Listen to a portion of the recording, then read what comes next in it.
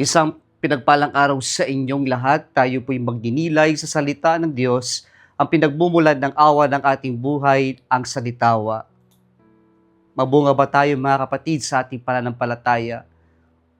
O tanungin natin ang ating sarili, nagbubunga ba ang ating pananampalataya?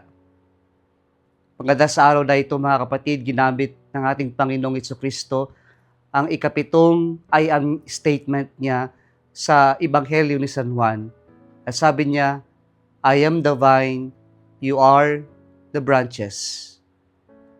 At dito mga kapatid, pinapaalala ng Panginoon sa atin na tayo'y magbubunga lamang kapag tayo'y konektado sa Kanya. Apart from Him, we cannot do anything. We cannot bear fruits. We have to be connected to Jesus so that we can bear fruits. At paano po tayo magbubunga na konektado sa Panginoon? Mga dalawa lang pong salita ang gusto kong pulutin dito. Una, remain in Jesus. Pananatili, ang ibig sabihin nito ay konektado tayo. Pananatili, remaining in Jesus would mean spending time with the Lord. Remain in Jesus would mean no matter what happens, no matter what challenges may come into our lives, we will stay with Jesus.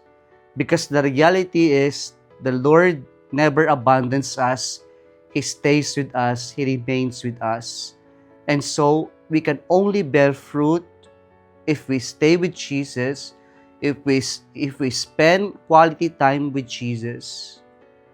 Kaya napakahalaga na meron tayong panahon o meron tayong paggugugol ng panahon sa Diyos. Magbubunga lamang tayo kapag tayo'y gumugugol ng panahon sa Diyos, sa panalangin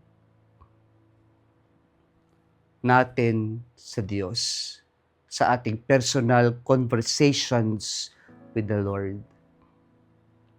Pangalawang salita para magbunga tayo is pruning.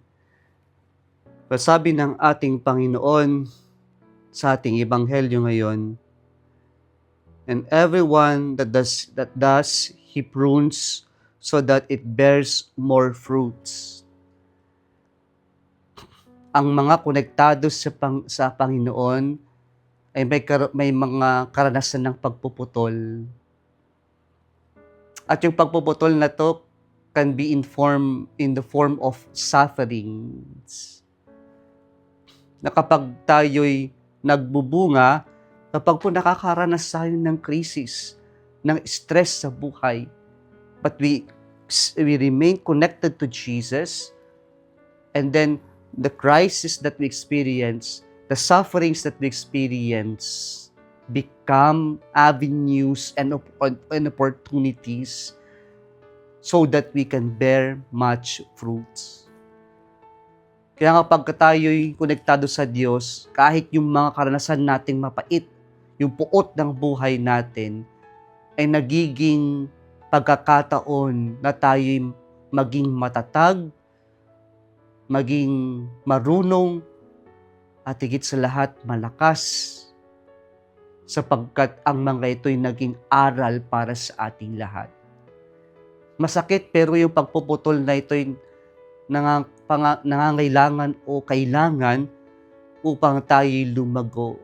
Sapagkat kapag hindi ito pinutol ng Diyos, mananatili tayong naroon na lamang pero walang pagbubunga at baka malanta, mamatay pa. Kaya mga kapatid, kapag po nakakaranas tayo ng krisis o paghihirap sa buhay ng puot, kapag tayo'y konektado sa Diyos, ang mga ito'y nagiging pagkakataon upang tayo'y mas lumago, mas maging matatag sa ating buhay. Kung nagustuhan mo ang video na ito, huwag kalimutang mag-like, i-share at mag-subscribe sa Salitawa Facebook page and YouTube channel. Muli isang pinagpalang araw sa inyong lahat.